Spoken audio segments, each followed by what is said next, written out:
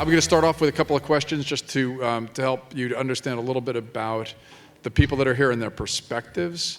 And then what I really want to do is focus on, we're in magic wand time. We all, I think, understand a number of the challenges of the ways that our educational institutions are themselves challenged in helping to prepare people for an exponential future.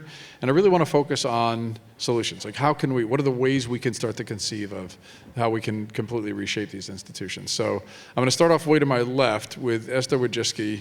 So Esther is a ray of light in the future of education. She's the author of Moonshots in Education, which I treat as the encyclopedia of ideas focused on reshaping learning. And she also runs the journalism program at Palo Alto High, not far from here in Silicon Valley, where half the students of Palo go through her program. And she's also a board member of Planet 3. So Esther, I just wanted to ask you to start off and just tell us about your role as a teacher and how do you think of, what's sort of the biggest game-changing idea about how you think, especially youth education, needs to work? So one thing we need to remember is that all those kids, they're going to grow up and be these adults that you all want them to be. Somehow there's a disconnect. We forget about that. So the way you treat them in school is the way they're going to be as adults. So if you help them be exponential, if you help them learn some passion and have a mindset where it's okay to make mistakes, it's okay to pursue what you want, then I think you have a whole group of students that is going to turn out to be the kind of people that we're all trying to hire. The problem today with our system is that we're teaching kids for the wrong century. We basically are teaching kids to be factory workers the way they were in the last century. And just imagine what's going on in your typical school. The teacher lectures, the students take notes, there's a test on Friday, and then they're all targeting AP tests. You know, do you know what the kids do after the AP test is over? They watch YouTube videos. They don't do anything connected with the class. So clearly, you know, it was sort of an exercise in memorization, certainly not an exercise in passion, because if they were so passionate about it, they wouldn't just be watching random YouTube videos about cats or whatever. So my goal is to change the mindset of the population, everybody, of like, what is learning? And how do you catch them? How do you get them to want to learn? And my answer is, give them some control. And so that's one of the things that I'm working on. And Hla Hla here she gives them a lot of control. So let me just brag on Hla Hla for a second. So Hla Hla came to SU's GSP program. She came up with an idea for a way to transform education in rural Myanmar, her native country. She went off and she is doing that.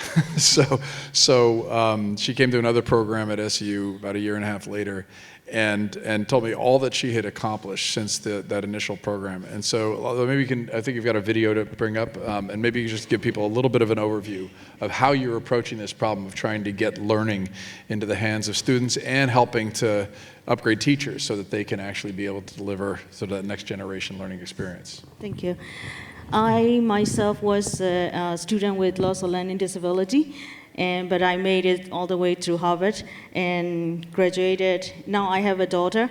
I really worry. So as a mom and as an entrepreneur, we are now approaching learning differently. Myanmar is one of the countries quite poor. A lot of the people living under $1 per day. But we are leveraging the smartphones in everybody's pocket. So creating AR learning devices, not waiting for the government to catch up. So as an entrepreneur, we are creating learning devices like this, and also helping the teachers. My first idea was to unbundle teachers' education, but teachers pushed me back, leave me alone, I have other things to do. So we decided to help the teachers by developing such apps so that students can educate themselves, and the focus of the classrooms becomes teachers and students interaction. So this is what I'm doing, and it's been a wonderful experience. I learn a lot every day, and we keep going. Yes. So tell people how big your the staff that you've built so far, and the number of units you're projecting to ship this year. Almost 2 years ago, I left Silicon Valley, and when I left alone, now we have a team of 62 full-timers and 40 in the internship program from 8 major universities. Myanmar has very rare talent, so we have to build talents in-house. Yeah. So I have 2 proud colleagues in the crowd, and they come all the way from Myanmar and cheer me up today. Yeah, and as you can see, they're creating world-class content for use in So the video that we just saw, this is the content that they're creating, and it leverages VR so that it can help to create these immersive learning experiences for the teachers and for the students, and help the teachers especially to be able to get up to speed on subjects they might not have had formal training in before. So I'd like to see, could she explain how it works? Because it's so incredibly clever. Okay, all right. Because I bet everybody sees it, but they want to know, like, how did she get there? Yes. I use the same textbook that my students in Myanmar are using. So textbooks are 35 years old, not changed yet. But my daughter in classroom now, she hates it, I hated it, so we have to do something about it. The power of smartphones and smartphones, especially the cameras are getting better. So it's like scanning the textbooks, and we can make digital textbook animated and also interactive. So this is the idea of using the existing phones and also the existing old textbooks and turning into amazing textbooks. Yeah, that's unbelievable. That's the genius of the whole thing, because she's using the existing textbook, and you all have a phone, and all the kids have a phone. And so you don't have to buy any supplies. You've got them. And so now how to make it so the kids really want to do it, that's the technique that she has. And that's what kids should do. They excited about doing it. So it becomes a passion project. Yeah, and as Roger McNamee said on stage yesterday, please, absolutely, it's unbelievable. And as Roger McNamee said, this is a country that just a couple of years ago had under 1% cell phone penetration, and today has 70% penetration. It's just unbelievable. So Derek, we've asked you to fly all the way in from China and arrive last night. So I would be a killer case of jet lag in your position right now. So, but tell us a little bit. Tell us a little about the problem that you were trying to solve with Squirrel AI learning, and then just help people to understand a little bit of the scale of what you've done now, how many students are involved, and the kinds of things that they're learning. Okay. Actually, when we are talking about the future of learning, I want to talk some history of learning. Yeah. I remember when I was young, I always dreamed of a super master teacher who can answer all my questions, even some strange ones. But I found out that most of the teachers, they don't like me. They don't like my all kinds of questions. So that's kind of frustrating, actually. So now we are doing by create a super master teacher by the exponential technology like AI and other algorithm and adaptive learning, so that we can gather all the experience and the wisdom of the best teachers in the world, so that we can answer maybe all the questions of the student. And also, our Squirrel AI system can give them provoking questions and inspiring ones to make them think more, and we won't give them one answer for each question, and we want them to be variety. So by now we are closing Series A round about $160 million US, and we have 1 million registrants. 10% of them paid for us, and we are reaching 200 million US dollars revenue this year, and the renewal rate of the kids and parents are more than 80%. So I think most of them are satisfied with our super teachers. Right. And besides learning online, and we also have opened 1,000 offline schools all over China so that the student can communicate with each other. So that's what we do. And when was your company founded? How long ago was the company started? 4 years ago. Okay, so I just want to make sure we're clear. 4 years, 1,000 schools, 1 million students. I mean, we're just talking about a breathtaking scale.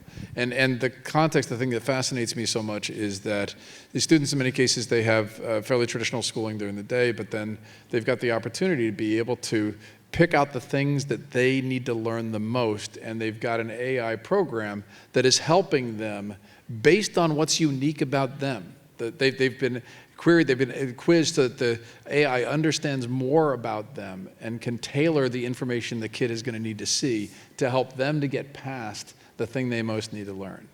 Yeah, just fascinating. Yeah, you know us very, very much. Yeah, that's right. Yeah, I'm a good salesman for it. So, okay, so Arvind, I'd love to do last, because what ends up happening when we have a lot of these discussions in these kinds of conferences, I always say, I don't know if you're familiar with the story of the Lorax who speaks for the trees, but we often talk about speaking for the trees and we don't bring any trees. So Arvind is a tree. Arvind is a student. Tell us about your school experience. What has school helped you to do, and what could school have helped you to do more? Or how would you, if I give you a magic wand and you could reshape school, what would you do? Well, I'm still a student, so I'll try not to comment too much about my college time, lest I frustrate some professors. But well, we won't tell them, I promise. We won't tell anybody. Well, maybe let me start with high school first. Okay. I think what a lot of the best teachers that helped me in my high school days were the ones who, quite frankly, got out of the way. Yes, I think and not completely. I think that mentorship there's a difference between, I think, a teacher and a mentor, right?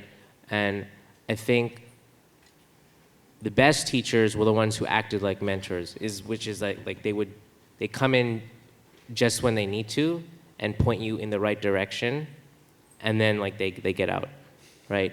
Because we have the internet, and a lot of my best learning was from just all the resources that were online.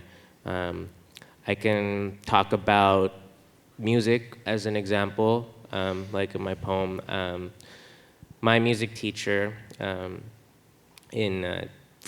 he taught me jazz, and he would come once a week, and he would just tell me a bit about what he was doing, and show me stuff he was writing and the tools he used, and then he left. And then I was like, oh, that's really cool. I want to learn how to do that. And where do I go? I go online, right? Because there's tutorials on YouTube. There's how-tos on Instructables. Everything is there, right? And so a lot of my best learning was done through that. English. I wasn't a good English student. Yeah. But the best thing my English teacher in high school did for me was that they pushed me to go sign up for an open mic, right? And after I did my first poem, that was when I really got into literature, right? It wasn't from being forced to read some I don't know, Robert Frost, and then be here, let's analyze this, let's spend a 60-minute lecture on it. No, it was me going up, writing my own work, and then wanting to do better on that, going back home, and then being self-motivated to go and see what people are doing, what other artists are doing. So I think quite often, I think young people are curious, if they want to learn, like everything they need is out there, and the best thing for them is just to know where to go, and just like the slight nudge. I think that's where mentorship comes in. My hope would be that like that kind of mentorship is available for everyone, because it's not something that is readily available, right? It's not easy to provide like one-on-one mentorship with people, but that would be my hope. So Esther, you have a famous phrase for this. Exactly the philosophy that I talk about. So thank you so much for what you just said. I hope we recorded this somewhere and that we can play it for all teachers to understand. Because get out of the way, I think is what you said. Be a mentor. Don't lecture all the time. That's kind of the moonshot that I have envisioned. The question is, how can we as a community convince the community, then the teachers, that that is the best education? That's what education means. I mean, Peter Diamante said this morning that passion is the most important thing we have. Yeah. And you don't develop passion. You can't become a poet when they tell you, analyze Robert Frost, and then we're going to take a test on it. That's not developing passion. So we need to do something in the schools to give kids more control of their learning and for teachers to act more like mentors, just like you said. So I'm going to deliver your phrase since you haven't. Esther's one of my favorite lines of hers is, we need to get away from the sage on the stage and move to, as Arvind was talking about, the guide on the side. That's the model. Right. That unfortunately we have created these educational institutions that were built on this industrial era model of mass production, and so that's why we have the sage on the stage in the first place, is we feel we can just shove all that information into the heads of these kids. So, what's good? And then please think of a question or two. We actually have a mic up here in front that I obviously couldn't see when we started. If you've got a question, please hop up front, and after Hla, let's in the audience. It really struck me. I quit high school actually because I hated learning by heart. And I didn't understand anything. In high school, we had to learn science subjects in English. Although we don't speak English, we had to learn in English to pass the exam. So I quit high school, but I was curious to learn it by myself. So I finally passed it and made it my way all the way to Harvard. But it's still happening, you know. Every year in Myanmar, we have 900,000 students taking high school exam, and only 30% pass, because they hate it. And after high school, they don't look at it. That where is the curiosity? If they don't have this curiosity, how would you help them to learn at all? I really scared as a mom and as an educator. If they have no passion and no curiosity to learn science and technology, we are toast. Our generation is toast. So what we would like to do is gamify the textbooks, gamify their learning. They are so used to learning in everything in 3D, and they like game. Why don't we give them? And now we are using AR technology to make it. And parents, they have smartphone in their pockets. So they now can help their students, their children's education with phones. So we hope this can move forward and give some teachers free time so they can focus on their professional development, and also give students have fun with their own learning, and teachers' role become more of a mentor, but not imparting knowledge, downloading and uploading knowledge to their children's brain. I can't believe we're 18 minutes into this session. It's the first time the word fun came up, so that's my failure. So please. Lynn Wells, my question concerns what kind of facts kids need to know. Our grandchildren are 5, 4, 3, and 2. And so the question is, in the Google age, they probably don't need to know in 1492 Columbus sailed the ocean blue. But it would be useful to know that in the late 15th century, the Christian-Muslim competition closed off the trade routes to the east, so the nations of Western Europe began to maritime explore to get to the Orient. Okay. So how do you get that context without having to learn a series of facts along the way? And in terms of guiding people, what's the, without narrowing them into memorizing a whole batch of rote memory, how do you shape the context setting? Okay, so Derek, I'm going to put you on the spot. So you've thought a lot about the kinds of curricula that students are learning and then the ways to be able to supplement that and help them to learn. How do you think about just what a young person needs to have learned by the time they're ready, they're college age, whether they go off to college or not? What do you think about that preparation? And how would you, again, I give you a magic wand, how would you decide what it is that people need to learn? Actually, I think the most important for the youth to learn is how to find out the signal from the noises. For their whole life, that is the most important thing to do, and how our system can help them to learn that. Yeah. That's a very difficult task for us. And so that we ask all the teaching experts all over the world how we can do that. And we want to gather all their wisdom together in this. And I found out there's no one solution for that. But we can give a lot of thinking, a lot of methods, a lot of ways to inspire the student to understand more. And also, I found out, like what Esther said, how to find the root of the passion for learning and for life for the student. Right now, we found some factors. One of it is sense of achievement. So that we designed our AI teachers to be very flexible to detect the profile of each student, different student. Different students have different learning preference. Their advantages and their weakness.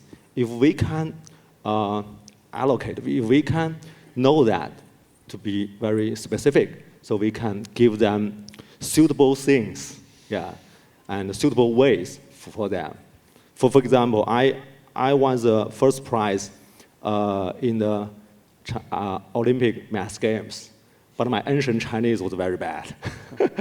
I don't like it. I can't find achievement there. So if the AI teachers understand more of me and other students, they can give them better coaching, I think. Got it. Okay. So can I respond to? Yeah, please. So I think that kids need to memorize to some degree. So in other words, I think that we have to split the curriculum. My philosophy and what I've been proposing is that 80% of the time they have a traditional curriculum where they do the traditional thing. Let me tell you, the teachers are never going to move unless you compromise. 20% of the time, it should be all passion-based, where the teacher acts as a mentor or as a guide on the side. But right now, in schools worldwide, the teacher is in control 100% of the time. There is no 20% time where you work on your passion project. It doesn't exist. So what I'm suggesting is that schools modify it. And so that today they have this Young Innovators Camp. They can have Young Innovators Camps, they can name up whatever they want. In every school, all the time, every week, 20% of the time should be devoted to passion projects. And it can be it can be creating an app, or it can be what I do, which is like creating a magazine or a newspaper or a website or, a garden. I don't care what they do as long as they care about what they do. That's kind of the key. And schools seem to be interested in it because they realize they're not doing the right thing. Right, right. So the question is, can you, the community, put some pressure on those school boards? That's what we need, because the school board is actually in charge. You've thought the teacher's in charge? Think again. The teacher's not in charge. The teacher is told what to do by the school board, by the testing, by the whole community. So I think we need more community pressure for can we have a 20% time for kids where they work on their passion project? 20% time sounds a lot like a Google program. And then that worked at Google. So obviously for school systems in a range of other economies, especially if you don't have quite as widespread and structured an approach as we do with the Common Core in the US, for instance, you actually have the opportunity to leapfrog. You have the chance to be able to make it potentially even more than 20%, but there has to be help from the top down. That is the laws and rules that constrict schools, that force them to be able to follow, to need to follow this type of curriculum need to be changed. So do you have a question for us? Yes. Can you just identify yourself, please? Oh, so I'm Pedro from Guatemala. So one of the things, my question is surrounding signaling and certification, which is a big elephant in the room here. So we have charter schools like Acton Academy that started in Austin. Now they have charter schools all around the world, including Guatemala. But we still have parents worrying about, if my kid doesn't get a degree, what can he do? Can he apply to college? Is the degree important? And that's one of the biggest blocks of innovation in this field in my perspective. So what's your take on signaling? What do you think is something that we can do as a community in Singularity to help spread the word that the signaling should be done by you and your work and not coming from a piece of paper? So I just want to start with Arvind. I just want to maybe just frame this a little bit. Do you worry at all about having a degree or something that you feel you would be able to show to a future employer that points to what you've accomplished in your education? I mean, is that something you worry about at all? You have any concern about that? I mean, yeah, I think it is, but that I think part of that goes to we're still kind of stuck in the system we have, right? And so my dream would be that that wouldn't be the case, right? And I would hope that certification would come with more like the ability to do things, right? Like what you do is what, like you judge a person based on what they do, right? Like even in my university time, I think I've learned more in lab work and doing things than I have, and just like independent lab work than I have in the classes. I can like talk about like my computer science time specifically. Like when I did lab work for that, designing things versus taking classes and trying to solve programming problems, I learned a lot more trying to solve my own problems and having to go online and learn all these things in order to create the thing that I want. And when I finally created it, right, then like that is proof that I know how to do it, I think, a lot more than like, oh, I scored this test or I got this degree. Yeah, you did, but can you build this, right? This is to me, that should be proof of like certification. And I think that would be my like dream of like where things should go. Yeah, that's great. So just because we're so short on time, it's very frustrating for me. But Derek or Hla Hla, any quick thought on the issue of certification and degrees and that sort of thing, or because we've only got 1 minute left. So do you have any quick thoughts on this? Yeah. You know, in China, only 20% of the students can get to the college, and it's a very hard competition there. And I think most of the students are not thinking about the passion to learn, the critical thinking, and all they concern is how to get a degree. Right. And actually, we can help them to do that very in a efficient way, because we can give scanning their knowledge point, also give their special customized learning paths. Like for example, my driver's daughter, my driver didn't failed his junior high school degree. Right. And his daughter always got 30 points out of 150. But their class teacher cannot teach her because it's too low for her. But we can give them the knowledge by, for example, 31 point level knowledge. That's very easy for her, so she can get the achievement. So little by little, she got 120 points, yeah, in 1 year, and he got into the Bolles system, high school system. Right. So we can change the fate of a kid, actually, I think. Right, yeah. Right. So it sounds like we could be leveraging what we were talking about, this sort of approach of much more student-driven learning. And then the question is then, you were talking about signaling. So I've actually written a long piece on this called Unbundling Higher Education, and have a strong perspective about what that future system needs to look like. But basically what I think we're seeing, especially when it comes to higher education, is we're starting to see a lot of the pieces sort of unravel. And the degree, I hope, within another 10 years, we will have shifted to this completely different model, and a lot of it is going to depend upon employers who themselves, you were talking about signaling, employers who will determine what it is that they feel are exactly the skills that Arvind was talking about, that demonstrate the kind of capabilities that people have, and that's what employers will look for to be able to determine if that's the right fit. So I'm sorry we're out of time. I hope you guys will be around during the break and maybe get a chance to talk to people individually. But please thank my guests here, and thank you for all your contributions. So.